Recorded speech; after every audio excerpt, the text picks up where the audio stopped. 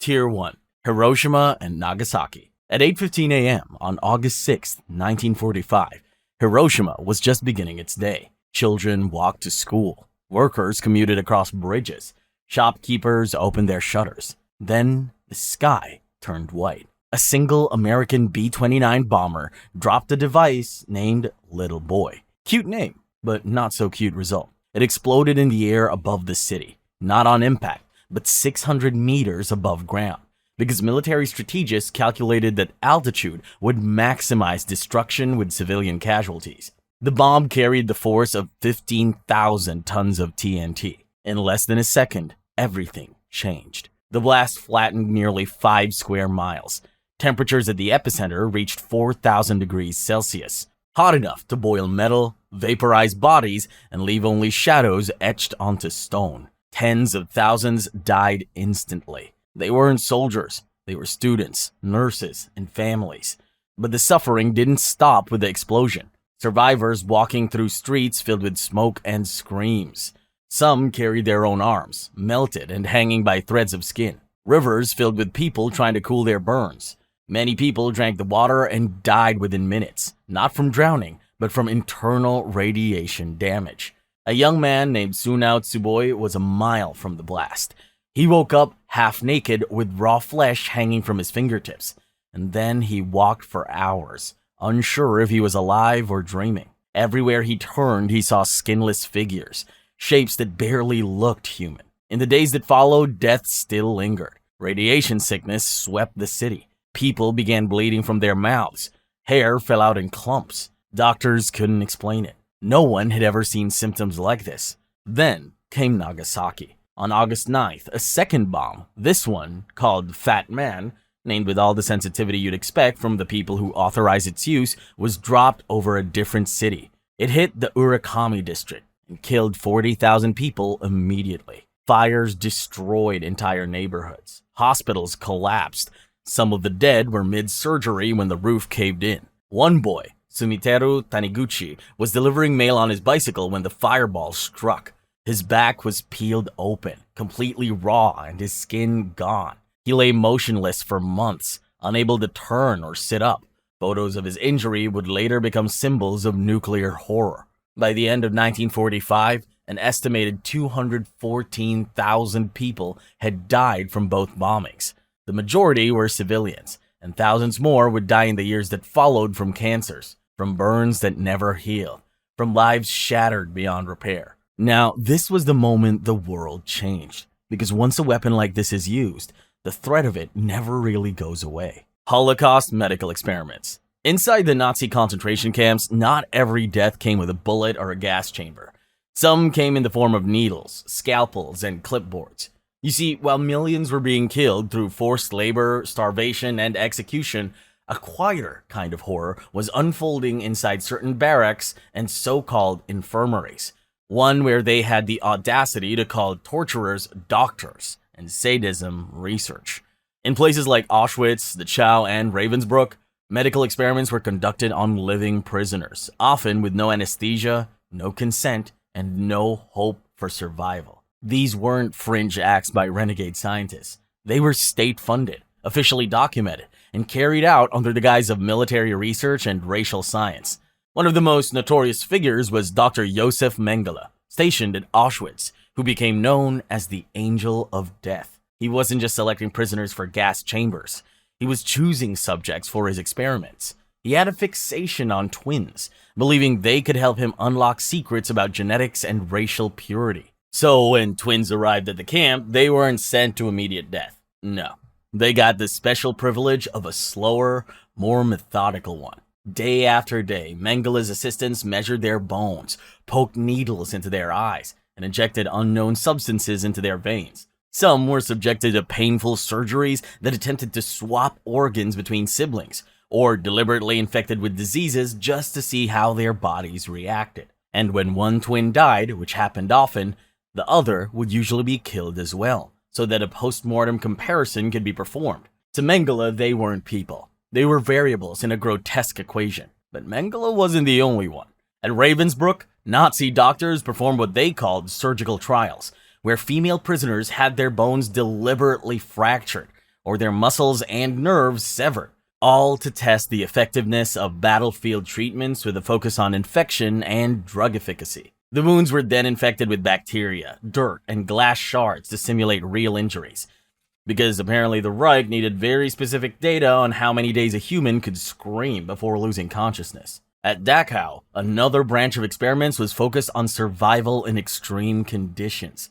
Prisoners were locked in pressure chambers to simulate high altitudes, and some suffocated as their lungs collapsed under the changes. Others were thrown into ice water for hours while doctors stood nearby, timing how long it would take before their core body temperature dropped too low to recover.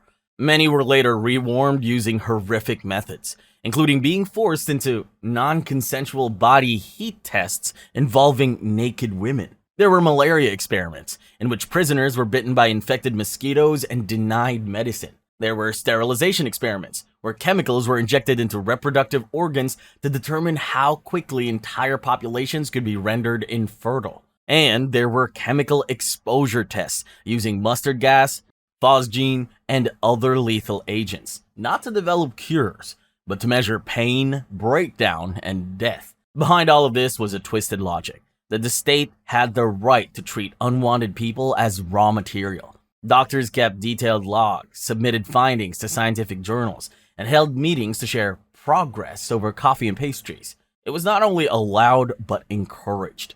When the war ended and the camps were liberated, the full scale of these crimes was exposed during the Nuremberg trials. The testimonies were harrowing, and the photos were undeniable. What happened in those medical wings wasn't medicine. It was mutilation disguised as research. In response, the world created the Nuremberg Code, a set of ethical principles that define how human research must be conducted. Informed consent, voluntary participation, the right to withdraw. All of those basic rules we now take for granted were written in direct reaction to what these doctors did to their victims. But even with the trials, not all of the perpetrators were punished. Some scientists fled. Others were quietly recruited by allied governments, who suddenly discovered that ethical standards were quite flexible when national security entered the chat. What makes these experiments so disturbing isn't just the suffering they caused, it's how easily they were justified. The people who conducted them wore white coats. They spoke in scientific terms, and they believed what they were doing was valuable, not because it helped humanity, but because it served power. While most history books end the story of wartime atrocities with Nazi Germany's defeat, our next stop proves that moral bankruptcy knows no national boundary. In the peaceful Vietnamese hamlet of My Lai, Americans would demonstrate that you don't need laboratories or medical degrees to conduct experiments in human suffering. Just orders from above and the comfort of knowing no one's watching. My Lai Massacre, 1968. In a quiet morning in Vietnam, March 16, 1968,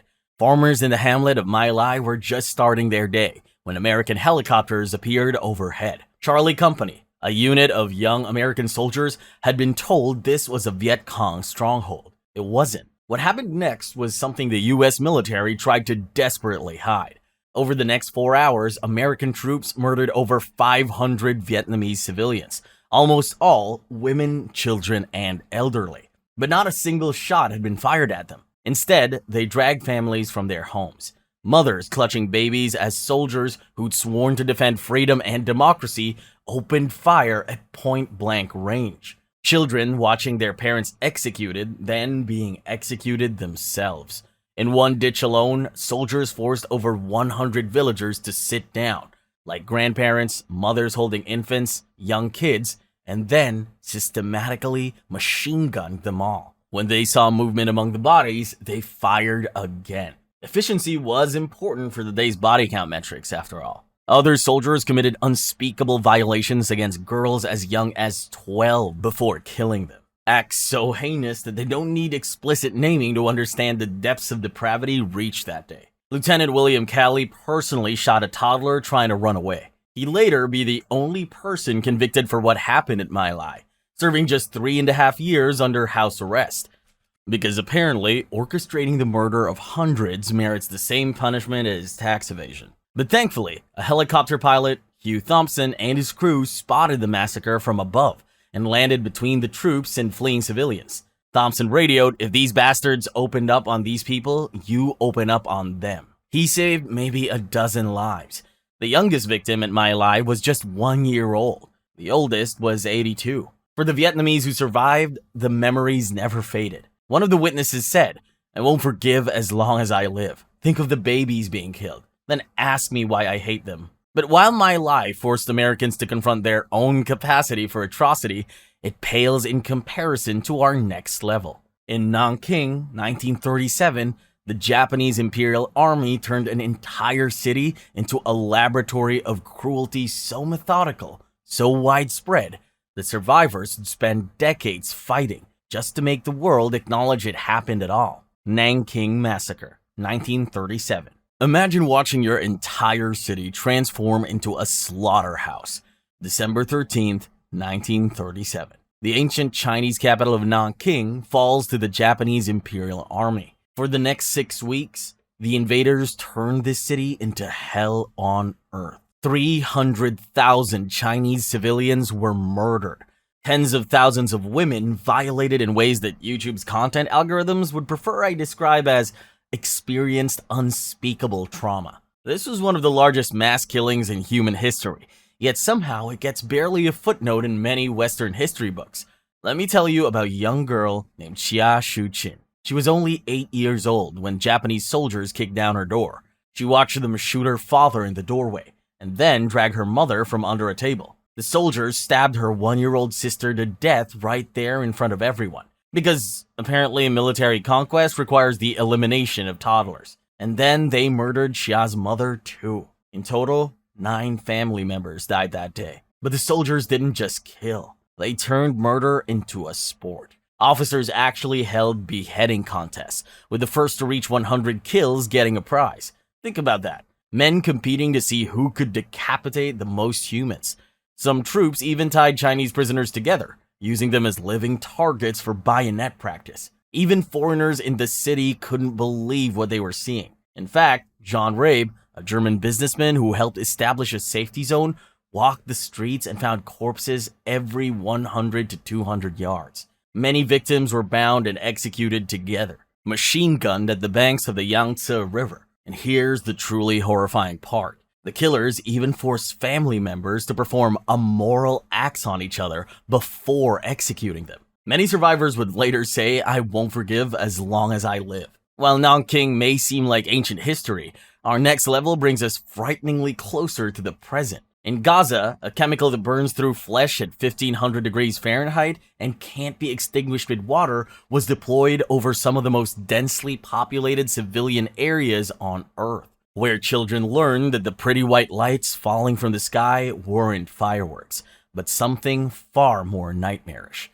Gaza white phosphorus attacks. In December 2008, white trails began falling from the sky over Gaza. They glowed like fireworks. They hissed as they touched the ground, and they didn't stop burning. This was white phosphorus, a chemical weapon that ignites on contact with oxygen, burns at over 800 degrees Celsius, and sticks to human skin like napalm's more sadistic cousin. Once it's lit, even water can't put it out. And when it lands on you, it doesn't stop until it burns through flesh, muscle, and sometimes bone. The Israeli military launched Operation Cast Lead with the stated goal of stopping rocket fire from Hamas. But here's where things turn dark, or rather illuminated with a kind of light you'd rather not see. During the 3-week campaign, white phosphorus was dropped across densely populated civilian areas. This included schools, hospitals, UN shelters, because apparently places marked with giant red crosses and UN logos make excellent military targets. Human Rights Watch documented multiple strikes on locations that had no military presence nearby. For example, the Al-Quds hospital in Gaza City was hit directly. Staff ran out with patients on gurneys while flames licked the rooftops. Nearby, a UN school sheltering 1,600 civilians was also struck. Fragments of burning phosphorus fell into classrooms and set mattresses on fire, teaching children the valuable lesson that even designated safe spaces aren't actually safe. One survivor, 16-year-old Mahmoud Abu Halima, was burned over 15% of his body. His wounds didn't stop smoldering. Even after surgery, doctors reported phosphorus particles still buried under his skin and reigniting days later. They had to remove tissue layer by layer just to stop the spread. The burns weren't just superficial. They penetrated deep and kept evolving. Some victims who initially seemed stable collapsed hours later, their lungs failing as they inhaled vaporized poison. Israel claimed it used white phosphorus legally as a smokescreen, not a weapon. However, aerial footage and eyewitness reports show a different picture. Funny how these smoke screens kept landing precisely on apartment buildings rather than open areas where combatants might be. They were raining down on rooftops, courtyards, and streets filled with civilians.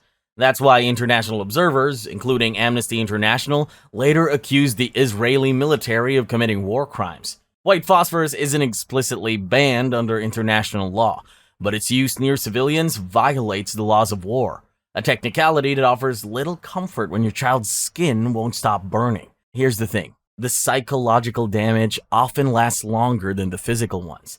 Parents taught their kids to hide under wet blankets during attacks. They filled water buckets ahead of time, knowing it wouldn't stop the flames, but needing to feel like they had something. If Gaza shows us war's physical brutality, our next level reveals its psychological dimensions. At Abu Ghraib prison, American soldiers swapped white phosphorus for digital cameras, proving that sometimes the most damaging weapons aren't the ones that burn through flesh, but the ones that strip away humanity one humiliating snapshot at a time. Tier 2, widely known, Abu Ghraib Torture. In late 2003, inside the walls of Abu Ghraib prison in Iraq, a group of US soldiers turned their night shift into something else entirely. They ran a reality show. Now, Abu Ghraib wasn't new to violence. Under Saddam Hussein, it was known for torture and executions. But after the US invasion, it was supposed to become something different. Like someone tried to rebrand a slaughterhouse as a justice center. Instead, it became the stage for one of the most disturbing war crimes of the 21st century.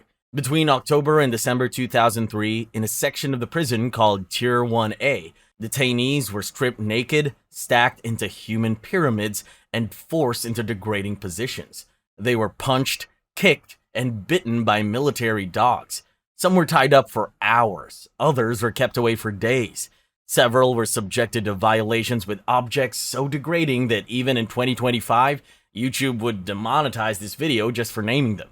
And most of this, it wasn't done in secret. It was documented, cataloged, and filed away in the Pentagon's Please God Never Let This Get Out folder. The guards took the photos, not as evidence, but as trophies.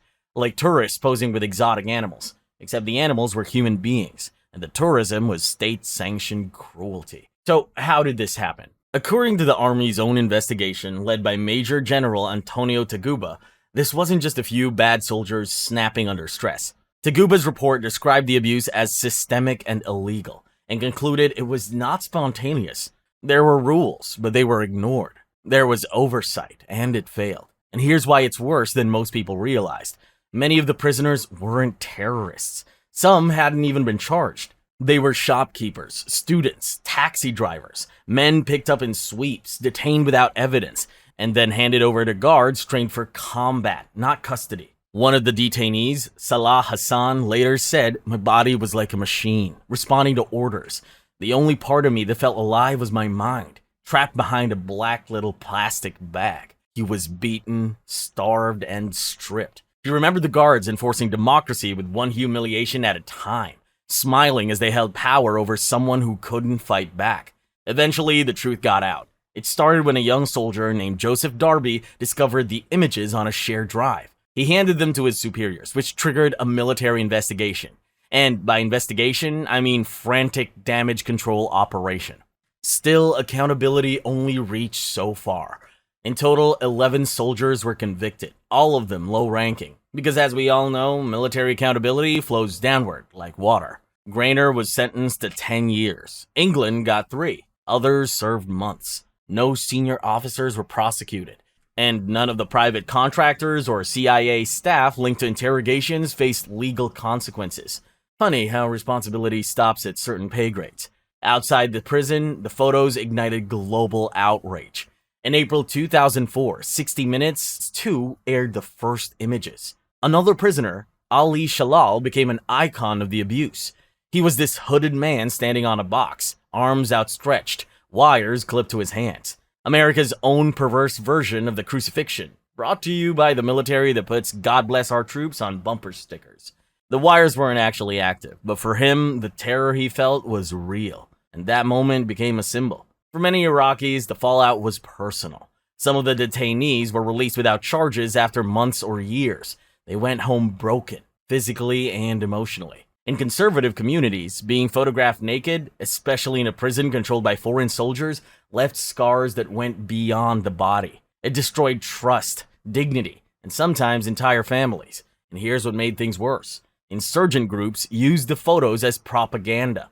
They played them in recruitment videos. They told the world this is who the Americans really are, which turns out to be remarkably effective when your recruitment pitch includes actual evidence, which means the abuse didn't just harm victims, it prolonged the war. It fueled the very violence the US was trying to suppress. Years later, Abu Ghraib was turned over to Iraqi authorities and eventually it was closed. The damage had already been done. The United States, a country that prided itself on values and human rights, became the face of its own contradiction. While abuse at Abu Ghraib was intimate and personal, our next level shows destruction at an industrial scale. In the firebombing of Dresden, Allied forces created a thermal apocalypse so intense it transformed an entire city into an inferno, demonstrating that sometimes the most devastating war crimes don't come from rogue soldiers. They come from meticulous planning at the highest levels of command. Firebombing of Dresden. At first, Dresden didn't feel like a target. It was a city of opera houses, art museums, old bookstores, and church bells. By 1945, it was also a city overflowing with refugees, mostly women, children, and the elderly who were fleeing the Eastern Front. The kind of strategic military target that makes generals say, yes, that's exactly where we should drop thousands of incendiary bombs. They slept in train stations, schools, and even alleyways because they thought Dresden was safe. And for most of the war, it had been. But that illusion broke on the night of February 13th. Sirens began to scream around 10 p.m. But by then, alarms were just background noise. There had been so many false alarms that they had started to feel meaningless. Some stayed in bed. Others huddled in dark basements half asleep. Then the first wave hit. British Lancaster bombers dropped hundreds of high-explosive bombs, followed by incendiaries that was designed not just to destroy, but to ignite fire. And not just individual buildings, but the whole city at once. Because when fire reaches a certain scale, it doesn't just destroy, it evolves. It creates its own weather. You see, when enough buildings catch flame all at once, the heat creates a vacuum. The fire begins to pull oxygen from the streets. After that, it generates wind with the strength of a hurricane that sucks people off their feet. Some were thrown into the inferno. Others simply melted where they stood. That's what happened in Dresden. The firestorm swallowed entire blocks. People's lungs collapsed before they could scream. Some survivors said the flames fused bodies together, blackened, unrecognizable. Why shoot civilians when you can cook them alive? Inside the shelters wasn't any better either. The flames snaked through cracks in the cellar doors. Smoke poured through ventilation shafts. Families clutched each other as the temperature climbed past survivable levels. Many never made it out. Then, around 1 a.m., the second wave came. This time, American bombers followed the glow of the burning city like a target. They dropped more incendiaries, because apparently hell wasn't hot enough. And just before noon the next day, a third wave struck. By then, Dresden was already ash. There was nothing left to bomb, so they bombed it anyway. When the fire finally stopped, 39 square kilometers of the city were gone. That's about half the size of Manhattan. The Freudenkirche, the symbol of Dresden, had collapsed into rubble. Hospitals, churches, libraries, gone. Even the zoo was hit. Charred animal corpses were found beside shattered cages. The death toll was catastrophic. At least 25,000 people were killed, burned alive, suffocated, or crushed. Many were unrecognizable. Many were never identified. Many were never found. And to prevent disease, the SS stacked corpses like logs on giant metal grates, and then they poured gasoline over them and set them on fire. The smell of burning flesh was strong in the entire city. One survivor later said even the wind reeked of death. And here's the part that still haunts historians. Dresden wasn't a major military target. By early 1945, Germany was already losing. The Nazi war machine was collapsing. But apparently, some Allied strategists thought, you know what would really win this war? Incinerating refugee-filled cultural centers. So the question is, why burn a city like this to the ground? Some say it was psychological warfare, a message to Germany. Others say it was retribution for the Blitz, or just a test run for incendiary tactics. Even Churchill later wrote in a private memo, the destruction of Dresden remains a serious query against the conduct of Allied bombing. Now, here's where it gets darker. Because if you thought fire could only go so far, wait until you see what happened in Bangladesh, where systemic violation became a weapon of war so deliberate, so calculated, that it forever changed how we understand conflict. The bodies weren't burned, they were broken from within. Bangladesh War Assaults, 1971. In 1971, during the war for Bangladesh's independence from Pakistan, something horrific unfolded. Not on the front lines, but in villages, homes, and refugee camps where women lived. The violence wasn't random. It wasn't a side effect of war. It was part of the strategy. The Bangladesh Liberation War lasted just 9 months, but in that short time, the Pakistan Army, aided by paramilitary groups like the Razakars, launched a campaign of terror across East Pakistan, what is now Bangladesh. And they weren't targeting militants or armed rebels. They targeted women, because they knew that's where the deepest damage lives. Over 400,000 women were violated in the most brutal way imaginable. That's not an estimate pulled from thin air. It's based on first-hand accounts, survivor testimonies, and post-war documentation. It's so large it almost feels unreal, until you remember every single one was a life, a name, a daughter, a person who didn't get to be whole again. And the scale of the violence was unlike anything the region had ever seen. Women were dragged from homes during raids and taken to military camps, where they were held and repeatedly violated in ways too horrific to detail.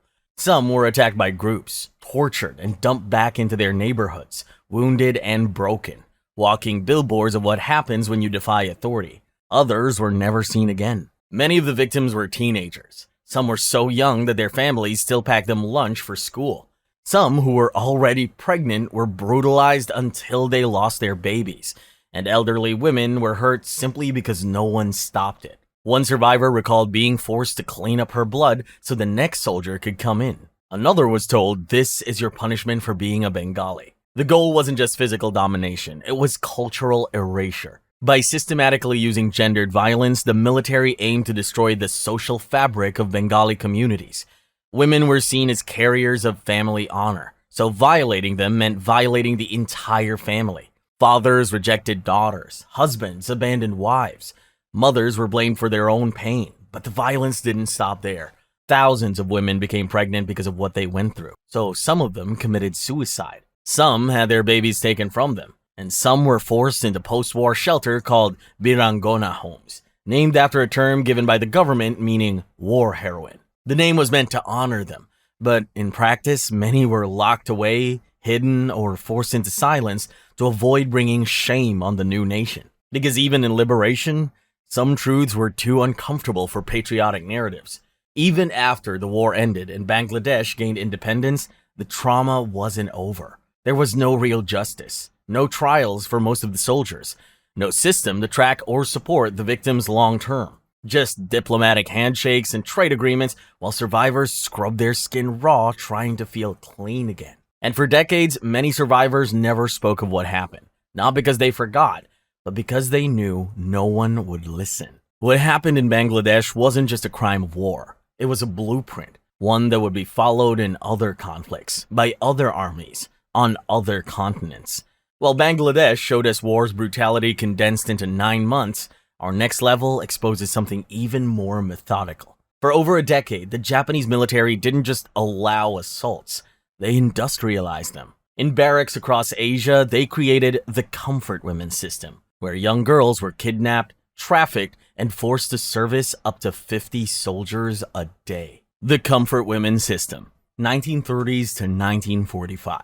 During the rise of Imperial Japan, a system was quietly constructed across East Asia, one that weaponized women's bodies in the name of morale, order and control. They called it the Comfort Women System, and by the 1930s it was in full operation. The idea was simple, but terrible. Mobile comfort stations would follow the Japanese army across China, Korea, the Philippines, Indonesia, and beyond. Inside those stations were young women, many of them still teenagers, that were forced to be on call for soldiers in the most horrific ways. They were given a nice sounding title, but nothing about their situation was nice or comfortable. The women came from occupied countries. Some were kidnapped from their villagers by force. Others were tricked with job offers like sewing, nursing, factory work, and education and a better future. Once taken, they were transported in military trucks, often under armed guard, to remote outposts and garrisons. There, they were locked inside cramped buildings, given Japanese names, and stripped of their identities. From that point forward, they existed only as bodies to be used. They existed as inventory. Each day, many of them were forced to endure 10 to 50 soldiers. There was no rest, no privacy, and no medical care unless it served the army's needs. Those who resisted were beaten.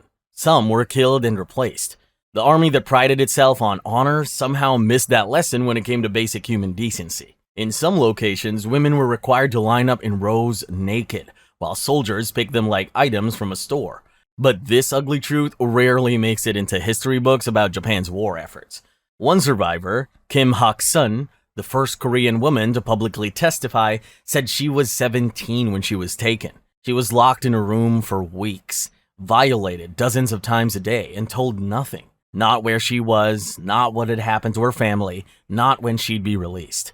In truth, most were never released. They were discarded when they became too sick to serve, when they got pregnant, or when they tried to take their own lives. By the end of World War II, it's estimated that between 50,000 and 200,000 women had been enslaved through this system. The majority came from Korea, but others were taken from China, the Philippines, Taiwan, Burma, and Indonesia. After the war, many survivors couldn't go home. They were shunned by their families. Some ended up living in silence. Others died without ever telling their stories. For decades, the Japanese government denied that the comfort stations were anything more than wartime brothels, insisting the women were there by choice. It wasn't until the 1990s, after survivors began coming forward, that the story finally began to shift. It took 50 years before anyone would really listen. But even then, official apologies were rare, carefully worded, and often retracted under political pressure. Some of the women are still alive, now in their 90s, still waiting for full recognition, still asking that history tell the truth about what happened. Meanwhile, politicians worry more about national pride than justice. And the worst part? This wasn't the last time women were used this way. Because in the next atrocity, the Japanese military did something even more terrible. At Unit 731, they went from using people as slaves to using them as test subjects. Unit 731, 1930s to 1945. Deep inside Japanese-occupied Manchuria, near the city of Harbin, there was a secret military facility with a number, Unit 731. Officially, it was part of the Kwantung Army's Epidemic Prevention Department. In reality, it was a biological weapons lab built on human experimentation. And what happened there makes even the worst wartime atrocities feel clinical by comparison. Unit 731 was led by General Shiro Ishii, a charismatic doctor with a vision: to make Japan the world leader in germ warfare. He believed disease could be weaponized just like bombs, and to build those weapons, he needed human test subjects.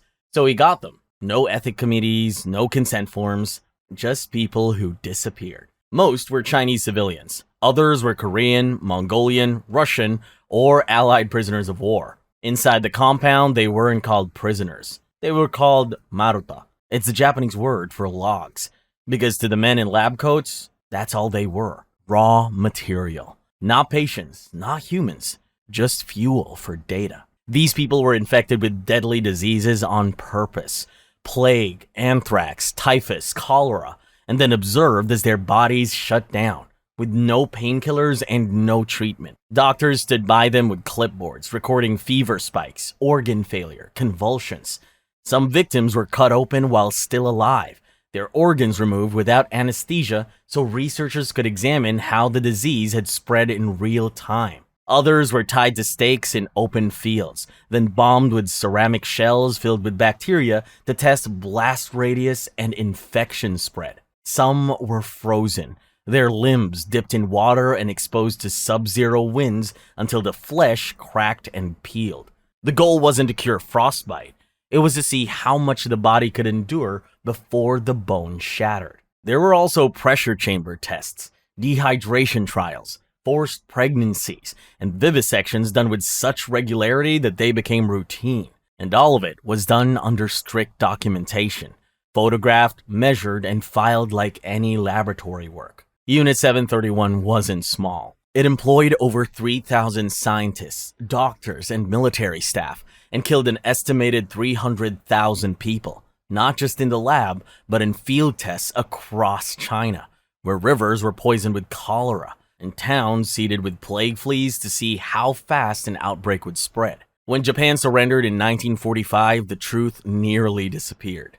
The Americans found out about Unit 731, but instead of prosecuting its scientists, they struck a deal. In exchange for their research data, the US granted full immunity to those involved, because apparently, Nazi scientists weren't the only war criminals worth recycling. Ishii was never put on trial. He lived a long life in Tokyo and reportedly worked in public health.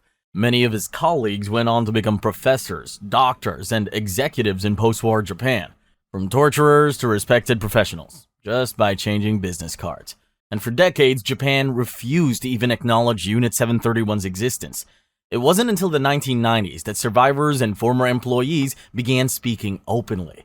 But by then, much of the evidence had been destroyed, and most of the perpetrators were already dead. While Unit 731 showed us horror in a laboratory, our next level reveals something just as calculated, but far more widespread. In Bengal in 1943, as millions starved to death, British colonial officers didn't just fail to act, they actively diverted food away from the dying. 3 million people didn't just die of bad weather. They died because their lives were deemed less valuable than stockpiled grain and shipping space. Bengal Famine, 1943.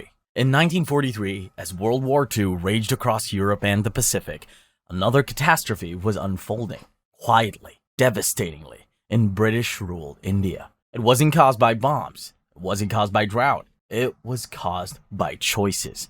The kind made in London offices by men who would never miss a meal. The Bengal famine killed an estimated 3 million people, and not because there wasn't enough food, but because people were denied access to it. Let's step back for a moment. At the time, Bengal was part of the British Empire, and its economy had been repurposed to serve the war effort. Democracy and freedom for everyone, except the colonized millions whose resources were more valuable than their lives. Fields that once grew rice now supplied jute for sandbags. Boats that once carried fish were seized by the military. Grain was hoarded by wealthy traders or redirected to supply troops and stockpiles elsewhere in the empire. Then the situation got worse. In early 1942, Japanese forces seized Burma, a major rice exporter to Bengal. This triggered panic. But instead of rationing and relief, the British colonial government initiated the denial policy, a plan to destroy food stocks, sink boats, and remove transportation from coastal Bengal, all in the name of preventing a Japanese invasion that never came. As a result, millions of poor villagers were cut off from food and markets, and the food prices spiked. A kilogram of rice cost 5 times more than it had just a year earlier. For most people, it became impossible to buy even a day's worth of food. Free market economics at its finest. Starve today, or maybe starve tomorrow. Many families sold everything, land, tools, jewelry, even their homes, just to eat for that day. And when that ran out, they starved. In cities like Calcutta, train stations are filled with emaciated bodies. Children with swollen bellies begged on street corners while their parents collapsed nearby. All while British officials wrote memos about local food distribution challenges.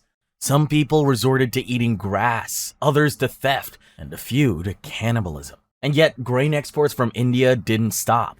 In fact, while millions in Bengal were dying, ships full of wheat and rice were being sent to Britain or left to rot in storage. Food was actually available, just not for the poor. Truckloads of rice were hoarded by speculators, sold only to the highest bidders.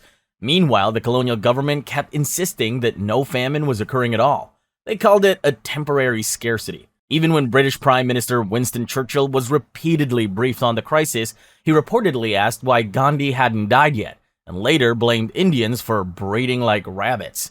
The same Churchill whose face graces the 5-pound note and countless history books celebrating his wartime leadership. Eventually, some food relief arrived, but by then it was mostly symbolic. Millions were already dead, and the ones who survived carried the trauma for life. To this day, it remains one of the deadliest famines of the 20th century. Now, if famine sounds like the quietest way to kill, the next atrocity returned to noise and gas. Because in Syria, the skies didn't just bring bombs, they brought clouds of poison and children gasping for air on hospital floors. Tier 3, moderately known, Syrian chemical attacks. In the early morning of August 21, 2013, the people of Ghouta, a suburb outside Damascus, woke up to a nightmare they couldn't see. There was no explosion, no warning, just a hiss, and then followed by choking. Missiles loaded with sarin gas, a deadly nerve agent, had been fired into civilian neighborhoods, and within minutes, people were collapsing. Not from shrapnel, but from the air itself. Children began convulsing in their beds. Mothers foamed at the mouth while trying to scream. Entire families died where they slept, just bodies twisted, eyes wide, muscles locked in their final breath. Now, here's what makes sarin different. It's odorless and invisible, and just a few drops of it are enough to kill you. When it enters the body, it paralyzes muscles, shuts down breathing, and suffocates from the inside. And you're fully aware of it as it happens. Doctors on the ground were overwhelmed. They tried mouth-to-mouth on infants and poured water over victims who were already gone. One medic said the hospital was a room of silence, except for the sounds of death. There was no sound of crying, no scream. They just spasmed, went stiff, and stopped. Videos from that morning showed children lined up in rows, not sleeping, but lifeless. Others were hosed down in courtyards, twitching uncontrollably, as nurses screamed for atropine, the only antidote available, and in short supply. There are many estimates, but between 280 and 1,700 people died that day. Most of them were civilians. Many were children. But for Syrians, this wasn't the first time. Just the first time the world actually looked. The attack was just the most publicized in a long string of chemical strikes during Syria's civil war. The one that briefly captured international attention before everyone back to their regularly scheduled programming. Human Rights Watch and the UN have documented dozens of chemical weapon attacks since 2012, including the use of chlorine gas dropped from helicopters and barrel bombs rigged to release toxic clouds into crowded neighborhoods, because apparently conventional bombs weren't causing enough suffering. And who was responsible? Multiple investigations, including those by the Organization for the Prohibition of Chemical Weapons and independent UN teams, found that the Assad regime carried out majority of these attacks, specifically the one in Ghouta. Still, their denials came fast. The Syrian government blamed the rebels, and Russia backed their denials. And in the fog of war, truth became harder to pin down, even when the evidence lay gasping on video. In response, the United States and Russia brokered a deal. Syria would declare and surrender its chemical weapons stockpile. But that agreement turned out to be incomplete, because chemical attacks didn't stop. They just shifted form. In 2017, another gas attack, this time in Khan Sheikhoun, killed 92 more civilians. Footage showed men clawing at their throats, eyes wide, limbs twitching as they died on camera.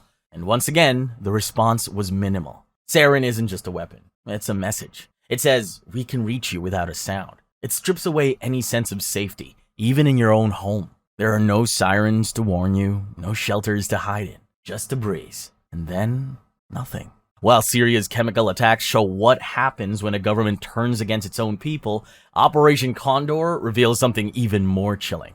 What happens when multiple governments coordinate to make dissidents disappear? Across Argentina, Chile, Brazil, Uruguay, Paraguay, and Bolivia, with American intelligence support, thousands of students, professors, and activists didn't just die. They vanished so completely that their families spent decades searching for ghosts. Operation Condor, 1970s to 80s. In the 1970s, while most of the world was busy watching Cold War tensions play out between the US and the Soviet Union, a different kind of war was unfolding across South America. It wasn't fought on open battlefields. It didn't involve tanks or trench lines. It was fought in basements with electrodes and bathtubs filled with filthy water. Democracy building, South American style. It was called Operation Condor. At its core, Operation Condor was a joint intelligence program involving right-wing military dictatorships in Argentina, Chile, Uruguay, Brazil, Paraguay, and Bolivia. Think of it as Facebook for fascists, a social network where the main activity was sharing information on who to kidnap next. Their goal was simple: eliminate anyone who posed a threat to the regime. This included leftist activists, labor leaders, intellectuals, teachers, priests, and even relatives of suspected dissidents. You didn't have to pick up a weapon to be targeted. You just had to speak, or know someone who spoke, or teach someone who might one day speak. Now here's where it gets darker. This wasn't just about internal repression. Condor nations collaborated across borders. If you escaped from Argentina to Brazil, Brazil would find you and send you back. If you fled to Chile, they were already waiting. The first international cooperation agreement these countries enthusiastically joined wasn't about trade or tourism. It was about making people vanish. Thousands of people disappeared this way, plucked from streets, airports, or even foreign embassies. The system ran like clockwork. Governments shared intelligence, coordinated surveillance, and exchanged prisoners. Victims were flown between countries in unmarked planes, often blindfolded and beaten. Many were never seen again. In Argentina alone, it's estimated that 30,000 people disappeared during the Dirty War. The military didn't just kill, they erased them from existence. Let's talk about the death flights. Victims were drugged, stripped naked, and loaded onto military aircraft. Then, one by one, they were tossed out over the Atlantic Ocean or the Rio de la Plata. The goal wasn't just execution, it was disappearance. Nobody to bury meant no martyrs. No graves means no rallying points for resistance. One survivor, who managed to escape before her scheduled flight, described the sound of bodies hitting the water as like sacks of meat dropped from trucks. She never saw her cellmates again. The coordination was staggering. In Paraguay, a trove of documents called the Archives of Terror was uncovered in 1992. The insides were official memos, shared blacklists, and surveillance reports that confirmed what many had only suspected. Operation Condor wasn't theory, it was policy. And yes, the United States knew. Declassified CIA documents showed that American intelligence agencies were fully aware of what was happening. In fact, they supported several of the dictatorships financially and militarily. They saw Condor as a useful tool in the fight against communism. And fighting communism apparently required a complete disregard for human rights. A small price to pay for freedom, as long as it wasn't your freedom being sacrificed. Henry Kissinger, then US Secretary of State, was briefed on Condor operations. And in one now infamous exchange, he reportedly told Argentina's foreign minister, "There are things that have to be done, you should do them quickly." No formal apology was ever issued by the United States. And for decades, survivors fought just to have the crimes recognized as real. Only in the 2000s did trials begin in earnest. A handful of officials were convicted. Some are still being tried today, with their conditions becoming elderly, frail, and defiant. But most of the architects of Condor died free. The victims, however, didn't just disappear. In countries like Argentina and Chile, movements like the Mothers of the Plaza de Mayo kept marching. They carried photos of their missing sons and daughters, faces that stared out from the past, demanding answers. And they never stopped asking. While Operation Condor targeted adults who could at least understand why they were being hunted, our next level shows warfare at its most perverse. Across Africa and Southeast Asia, children as young as 6 were kidnapped, drugged, and transformed into killing machines. In this world, the victims became perpetrators, forced to murder their own families to ensure they could never go home again. Child soldiers and trauma conditioning. In some wars, children are collateral damage. In others, they are the soldiers. Across parts of Africa, Asia, and South America, entire generations have been raised not with toys or textbooks, but with assault rifles and survival instincts. The use of child soldiers is not just about manpower, it's about control. Because a child can be broken, a child can be reprogrammed, and a child won't question orders when they've never known anything else. From the Lord's Resistance Army in Uganda to rebel militias in Sierra Leone, Colombia, Myanmar, and beyond, the method is hauntingly similar. Children as young as 8 years old are abducted from villages, refugee camps, and schools. They're taken at night, forced to watch their families beaten or killed, and then march into the jungle, the bush, or the mountains. where they're cut off from everything familiar, and the conditioning begins. At first, many of them will resist. They cry, they try to run, but the leaders know how to shatter that spirit. The kind of knowledge that doesn't make it into military science textbooks, but gets passed between warlords like trade secrets. Some children are made to kill a friend, a sibling, or even their own parents as a loyalty test. Others are beaten until the crying stops. What's left is a child with a weapon and a mind full of terror. The perfect soldier. Small, expendable, and with nowhere to run. They also use drugs to dull the kids' empathy. Amphetamines, hash, alcohol, whatever keeps them compliant. Girls are often taken by commanders and forced into relationships under the guise of being wives, a term that hides a much darker reality, being trapped in long-term abuse disguised as care or reward. Boys are thought to fight. They're given guns almost as big as their bodies and sent into combat without training. Their small size makes them perfect for hiding in tight spaces, carrying explosives, or slipping through enemy lines. But their real value lies in their obedience. Once the fear is replaced by numbness, they'll do anything they're told. One boy from the Sierra Leonean conflict recalled how, after months in the bush, he no longer felt anything when pulling the trigger. Killing, he said, became like brushing your teeth, something you do without thinking. But what's most horrifying is that for some of these children, the militia becomes home. It's where they're fed. It's where they're protected, at least from outsiders. And when the war ends, they don't know where else to go. If they're saved, their reintegration to society is often a slow, painful process. Former child soldiers suffer from extreme PTSD, addiction, memory loss, and a fractured sense of identity. Some are rejected by their communities. Some are haunted by what they've done and what was done to them. While child soldiers show the deliberate weaponization of the innocent, our next level reveals how civilians become targets simply for being in the wrong place at the wrong time. During the Korean War, South Korean forces, supposedly fighting for democracy, systematically executed tens of thousands of their own citizens, often with American officers watching. Tier 4. Niche. Korean War Civilian Massacres, 1950 to 1953. When the Korean War broke out in 1950, the country was already broken. North against South. But somewhere beneath the political conflict, something far worse unfolded, and for decades, almost no one talked about it. Because victors write history books, and neither side wanted this chapter included. During the first chaotic months of the war, South Korean and American forces began executing civilians. Not soldiers, not armed insurgents, but villagers, entire families whose crime was looking suspicious to men with guns and twitchy fingers. You see, the front lines were moving fast. One day, a town was under US and South Korean control.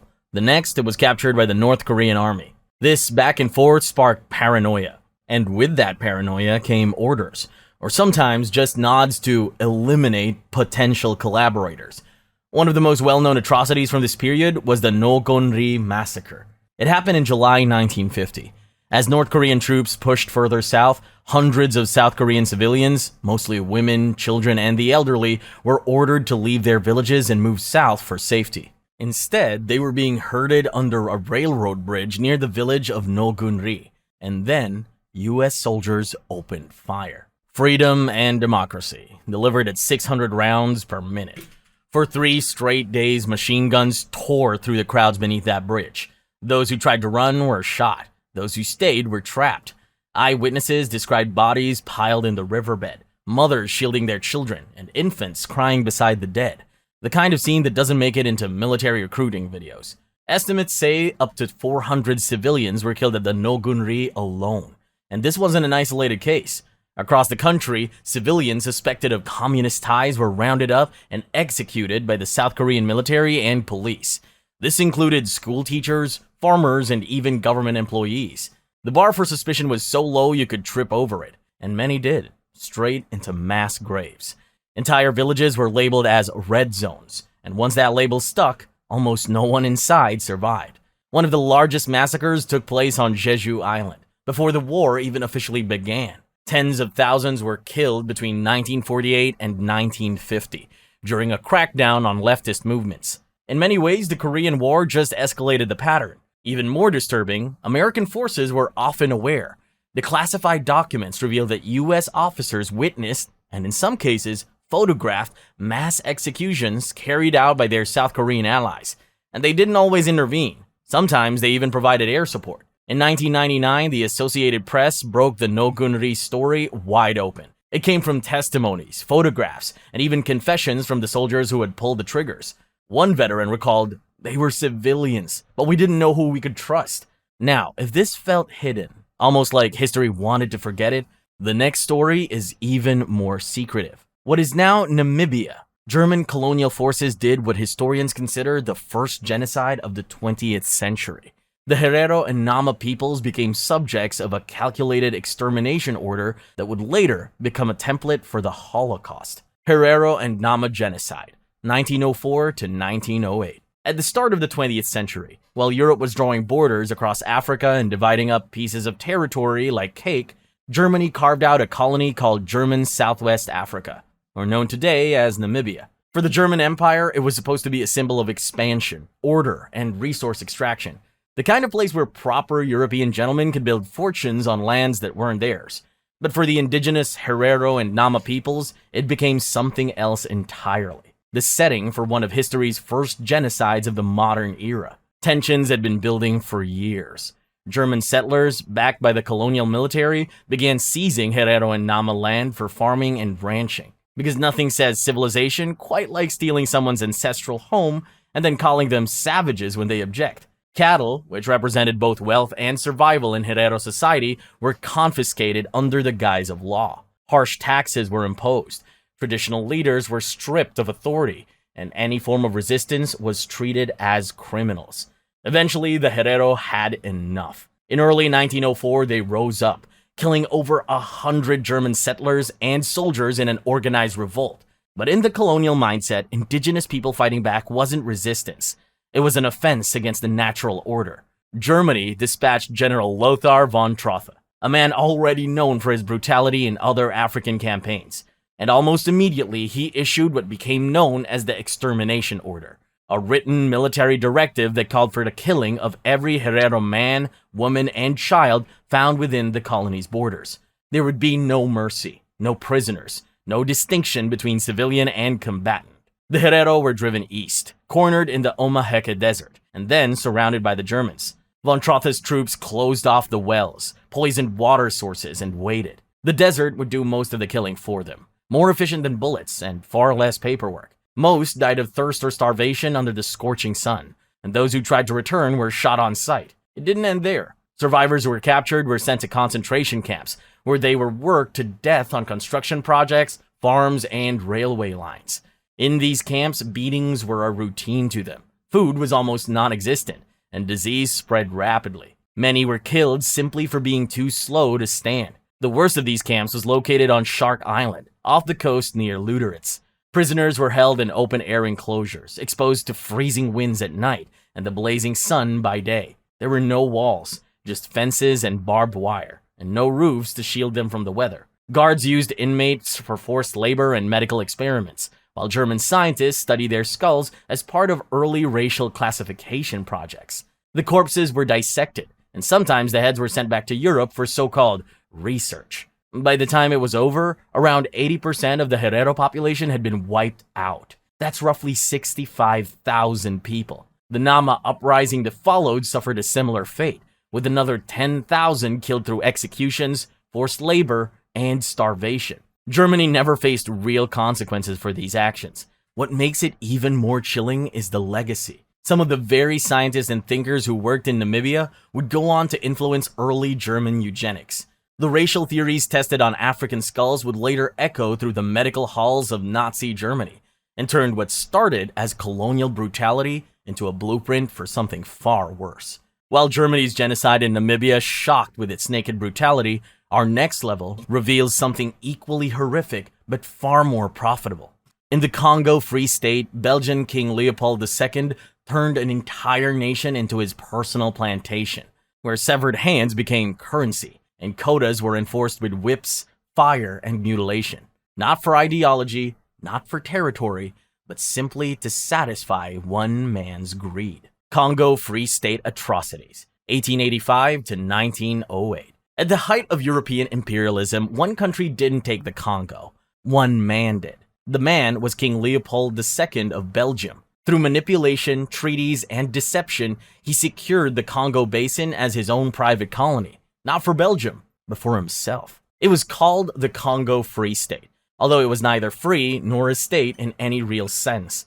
What it became was a vast forced labor camp wrapped in the disguise of civilization. Leopold claimed he was bringing Christianity, trade, and progress, but what he really brought was rubber quotas, and with them a system so brutal it makes modern dictators look like amateurs. At that time, rubber was booming. The Industrial Revolution needed it for tires, machines, cables, and the Congo's forests were rich with it. So villagers were ordered to collect rubber from wild vines deep in the jungle. Not asked, not hired. Ordered, with a gun barrel as a negotiator. If they didn't bring back enough, they paid the price. And the price wasn't a fine or a jail sentence. It was an amputation. The brutal punishment was enforced by a brutal colonial army of African soldiers led by white officers, called the Force Publique. The orders were simple: no rubber, no mercy. To prove bullets weren't wasted on hunting or rebellion, soldiers were required to bring back the right hand of every person they killed. And so, hands became a currency. If a man ran away, his wife might lose her hand. If a village resisted, children were mutilated. Sometimes, to meet the hand quota, soldiers cut off limbs of people without killing, because hands mattered more than bodies. Photographs from the time show Congolese men, women, and children with missing hands, missing feet, blank stares. Missionaries took those photos and smuggled them out, hoping to shock the world into noticing. Some estimated that 10 million people died under Leopold's rule through murder, forced labor, disease, and sheer exhaustion. Leopold, meanwhile, never set foot in Congo. He ruled from afar, collecting enormous wealth, building palaces, and commissioning monuments in his own name.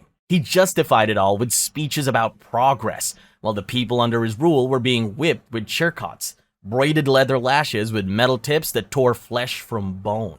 Eventually, international outrage became too loud to ignore. In 1908, the Belgian government forced Leopold to relinquish control, and the Congo Free State officially became a Belgian colony. But the system barely changed. The forced labor continued, and the brutality remained. Just a new letterhead on the same bloody policies.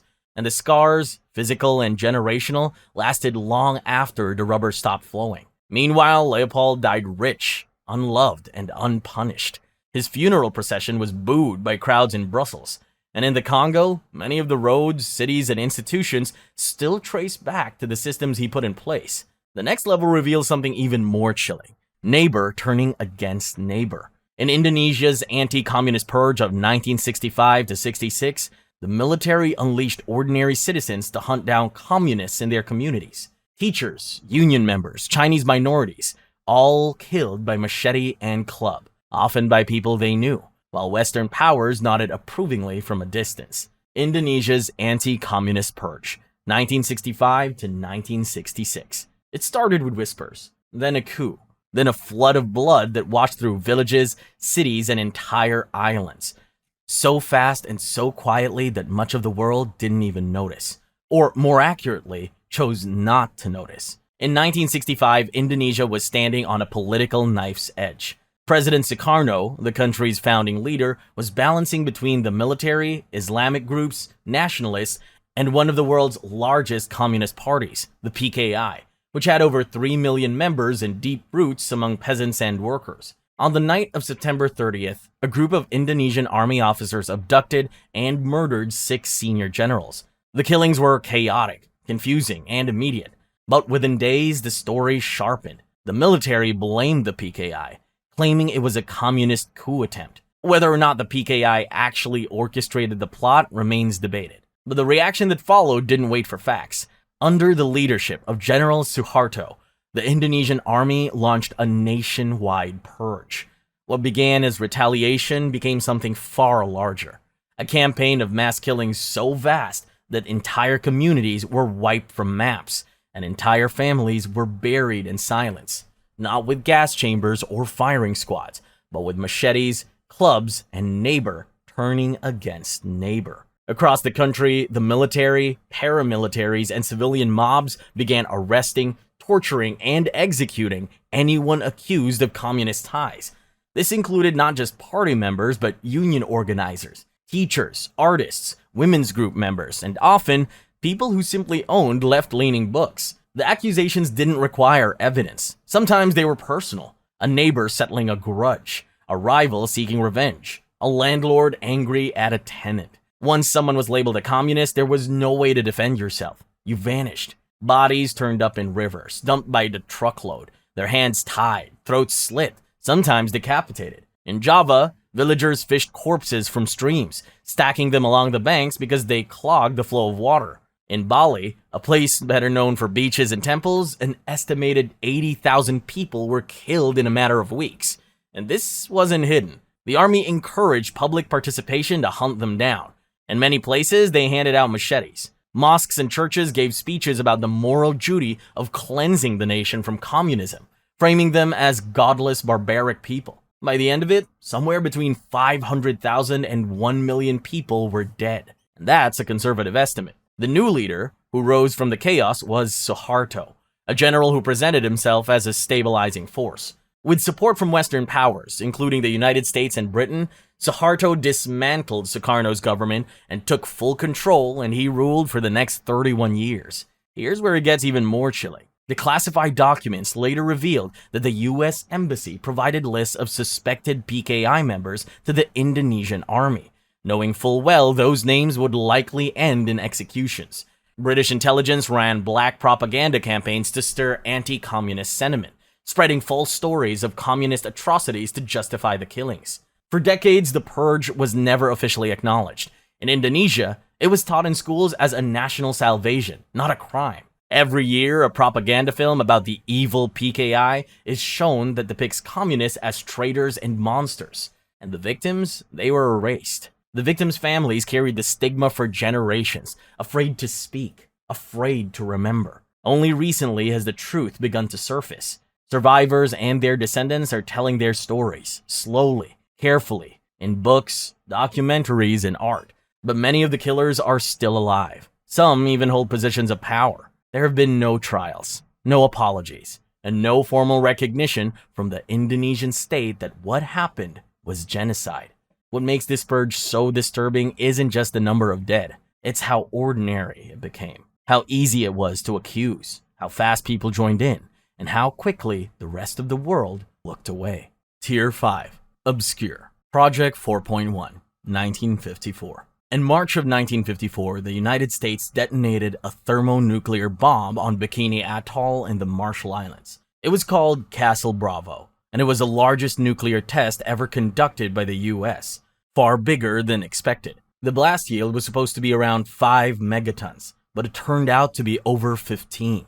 Just a small calculation error when playing with apocalyptic weapons. The explosion lit up the sky with a fireball so massive that islanders dozens of miles away thought the world was ending. What followed wasn't just a mushroom cloud. It was a radioactive fallout, carried by shifting winds, drifting far beyond the so-called safe zone, and into villages that had no warning, no protection, and no idea what was falling from the sky. On the island of Rongelap, white ash began to rain down. Children played in it, rubbed it in their faces, and even tasted it, because no one told them not to. They didn't know it was fallout, just that it felt soft, like snow, and coated everything it touched. Within hours, people began vomiting. Their skin burned.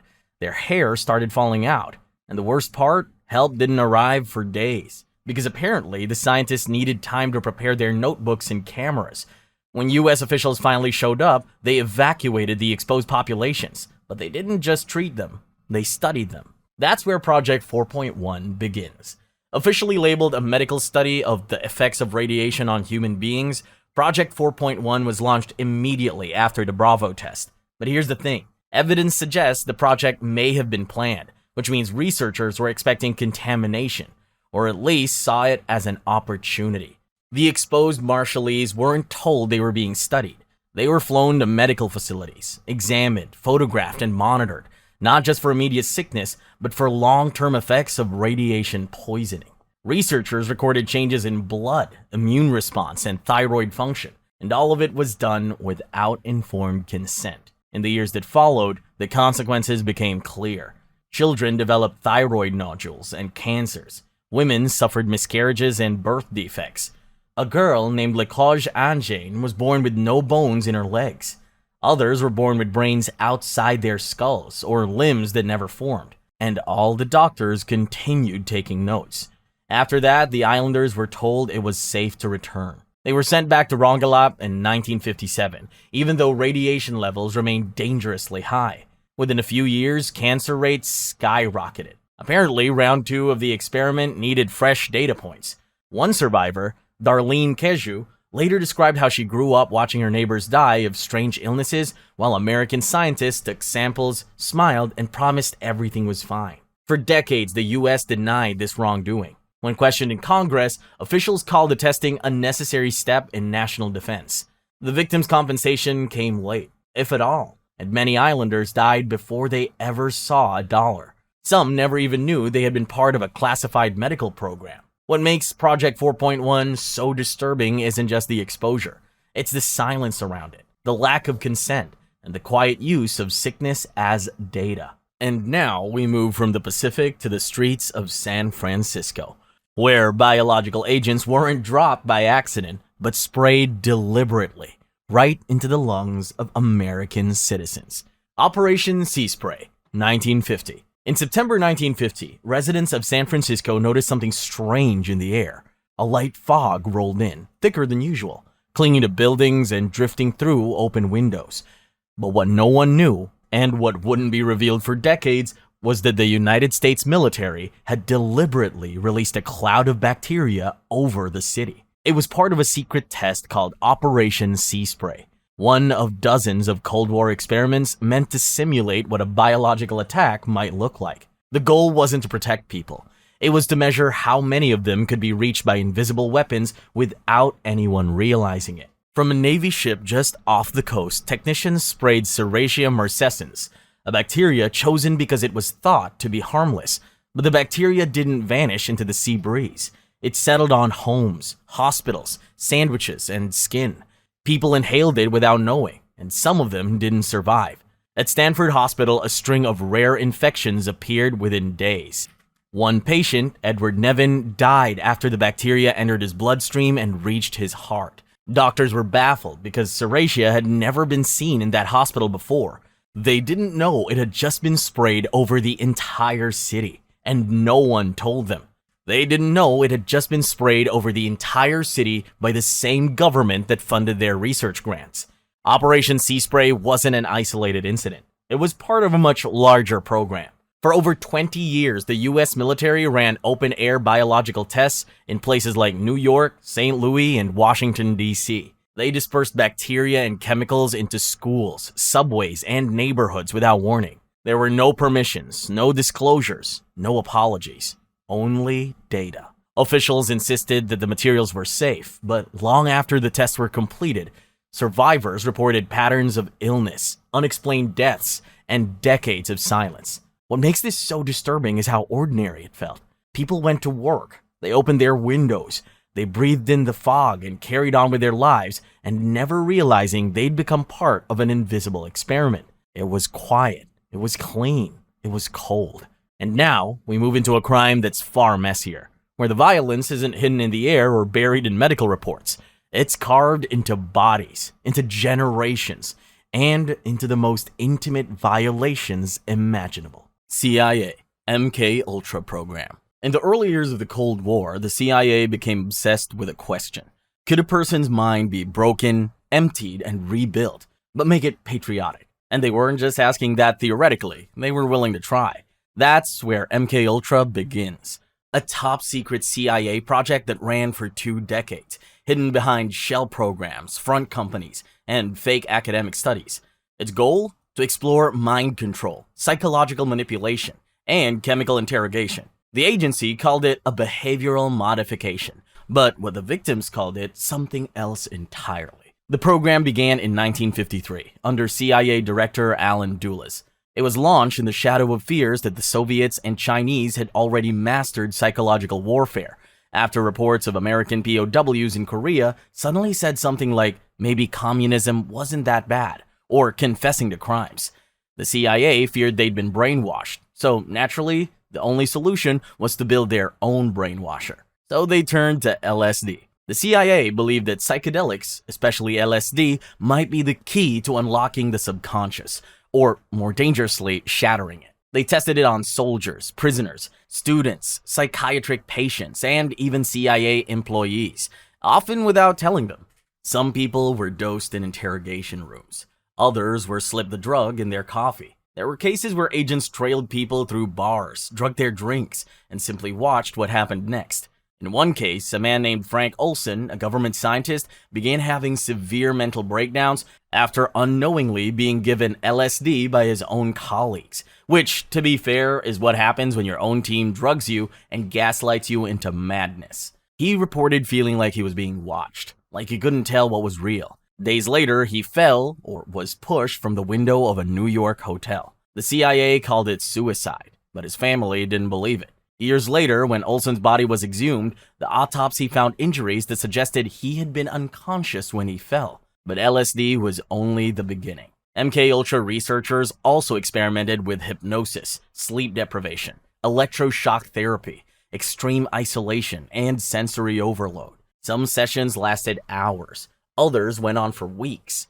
Subjects were sometimes tied to beds, injected with unknown substances, and forced to listen to repeated audio loops, all designed to strip away their resistance, break their sense of self, and leave them open to suggestion. One of the darkest chapters unfolded in Montreal, at the Allen Memorial Institute, under psychiatrist Dr. Ewan Cameron. There, patients seeking treatment for depression or anxiety were subjected to what he called depatterning, which sounds like a spa treatment until you learn that it involved drug-induced comas, electric shocks, and speaker pillow brainwashing. Then their minds were rebuilt through tapes played endlessly through speakers sewn into their pillows.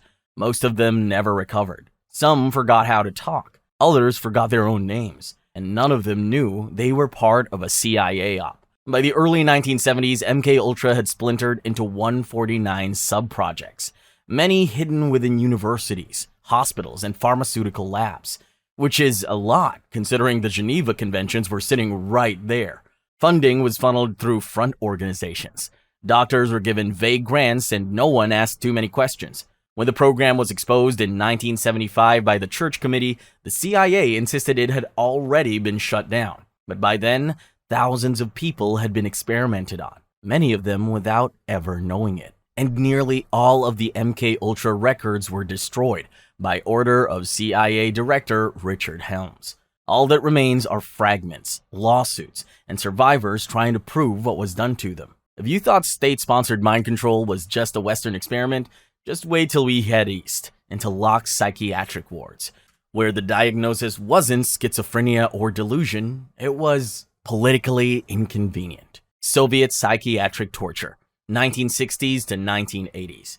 In the Soviet Union, opposing the government didn't make you a criminal. It made you clinically insane. Throughout the 1960s to the 1980s, the Soviet government developed a chilling method of silencing critics, not with bullets or prison camps, but with a doctor's note. If you challenged the state, opposed the Communist Party, or even asked too many questions, you risked being labeled not an enemy, but insane.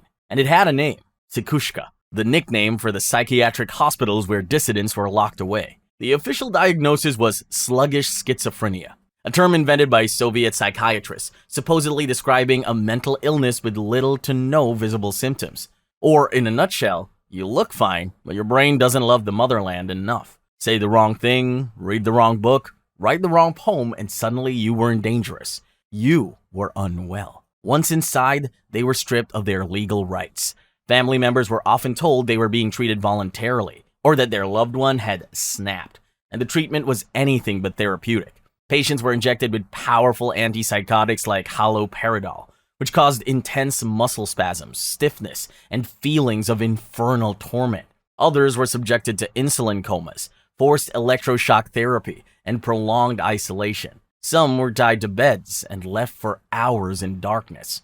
Food was withheld from the patients, and speech was discouraged.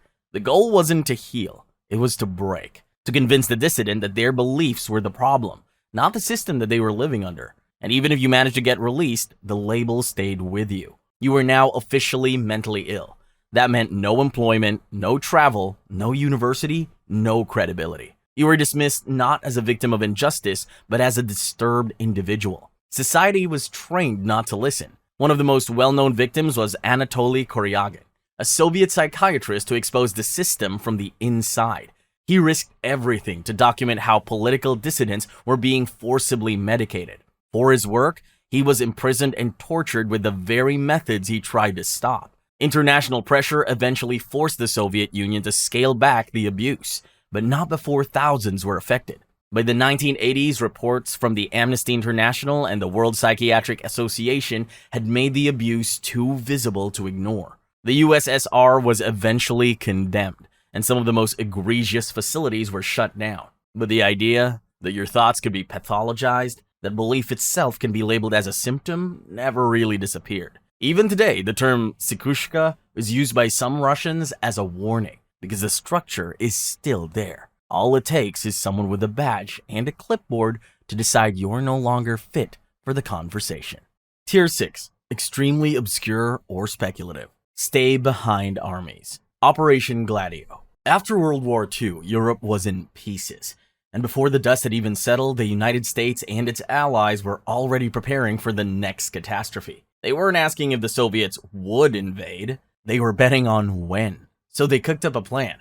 If the Red Army rolled into Western Europe, underground resistance fighters would pop out like sleeper agents from a Cold War fever dream. They'd sabotage, assassinate, and wage guerrilla war from behind enemy lines. This wasn't a movie plot. It was Operation Gladio, the most infamous example of what were called stay-behind armies.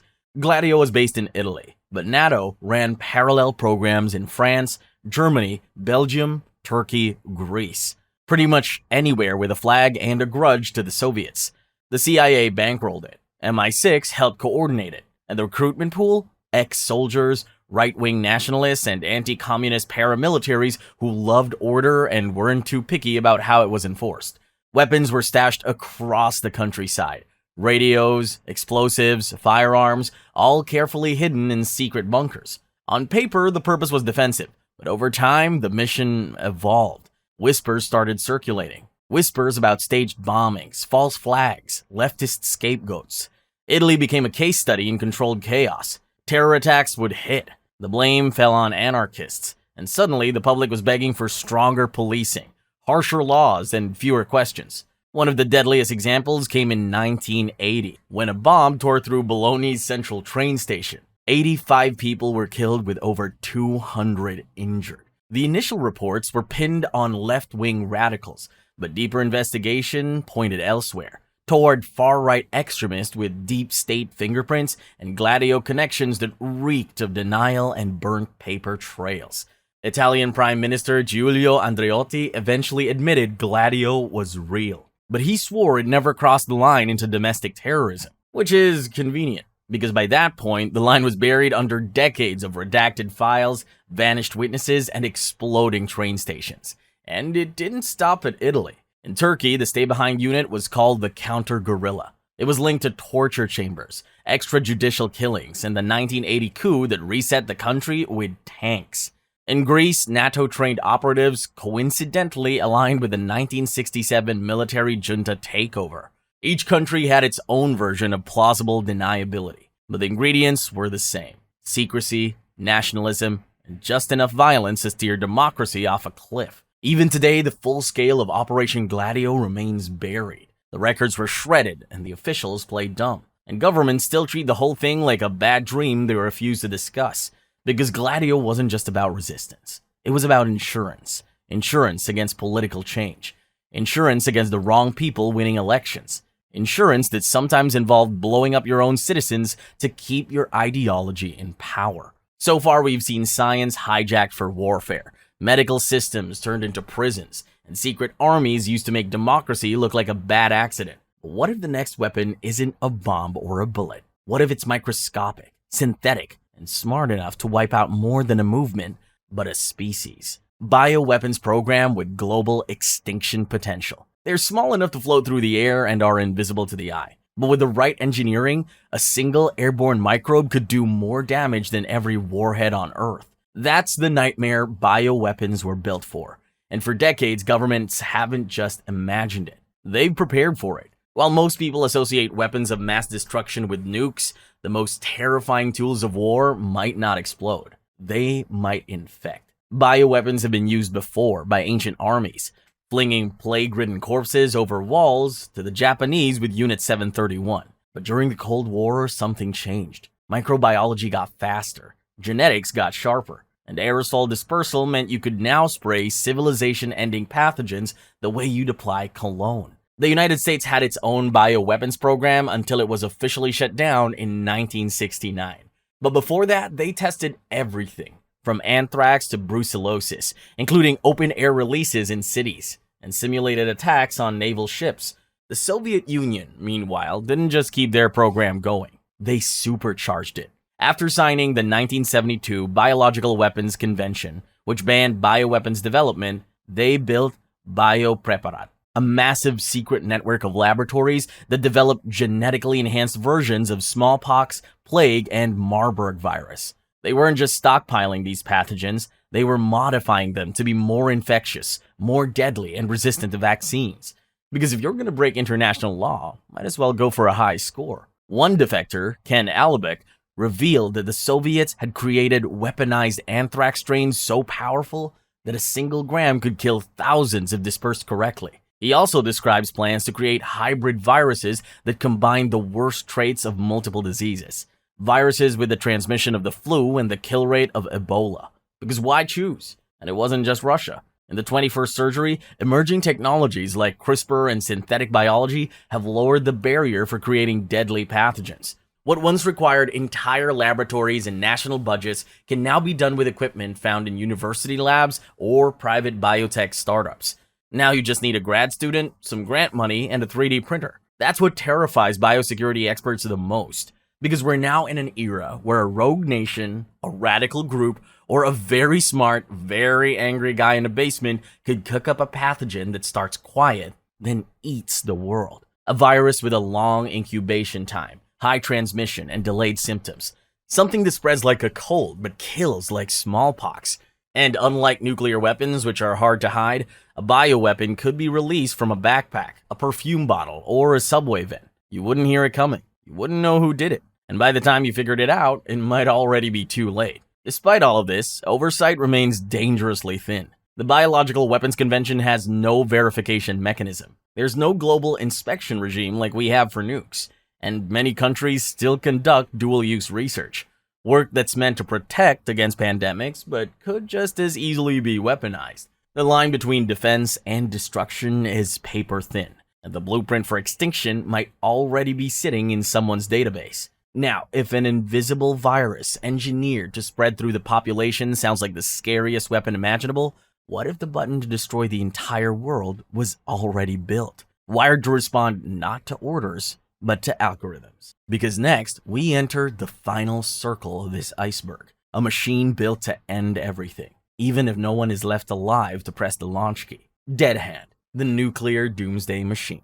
Deep under the Russian countryside, sealed in bunkers and wired into early warning radars, there's a system with a very specific job. If the world ends, it makes sure no one gets a happy ending. Its name is Dead Hand, or as the Soviets call it, Perimeter. An automated nuclear command system built to launch a second strike even if every general, politician, and phone line is already ash.